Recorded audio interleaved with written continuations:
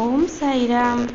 आजिर साई संदेश रे बाबा कहउचंती मोर प्रिय संतान, तुमे सबु बेले बहुत चिंता करुच।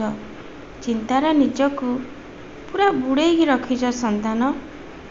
चिंता द्वारा सबु समस्यार समाधान हेई न थाए। संतान, जदि तुमे खुशी रहिबाकू चाहुच ताहेले मो साई नाम को सबु बेले स्मरण कर।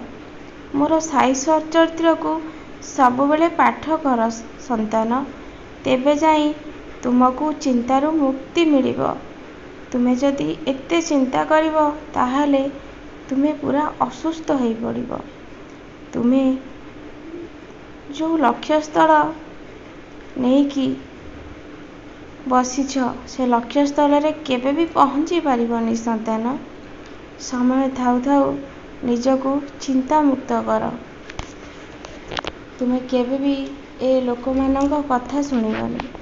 से माने आगरे गोटे कथा कहिबे, पछरे गोटे कथा कहिबे।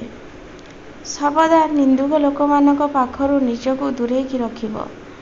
निंदुक लोक माने विषधर सर्पठारु बहुत भयंकर संतान। समय थाउ थाउ तुमे निजको बदलै दियो। मु तुम सांगरे अछि।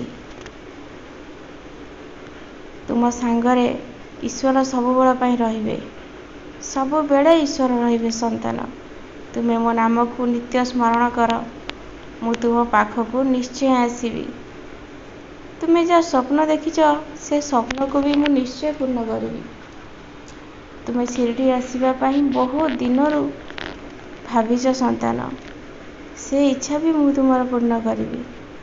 तुमे किंतु गोटे लेखा अध्याय मोर साई चरित्र को सबु बेले पाठ कर। तुम जीवनर प्रत्येक बाधा विघ्न को मु दूर करदेवी संतान। तुमर कर्मफल एवं समाप्त हेबाकू जाउछि। तुम जीवन एक नुआ मोड़ नेबाकू जाउछि संतान।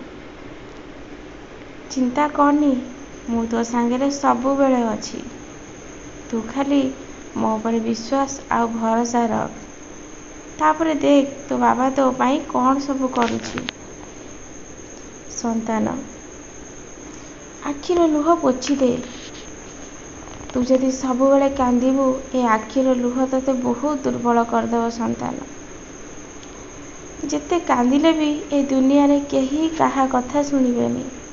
समस्ते निज स्वार्थ पाई अन्य मानक सहित संपर्क बांधती। जदि कांदिबू तो ईश्वर मो पाखरे कांद, सी तो डाक निश्चय सुन।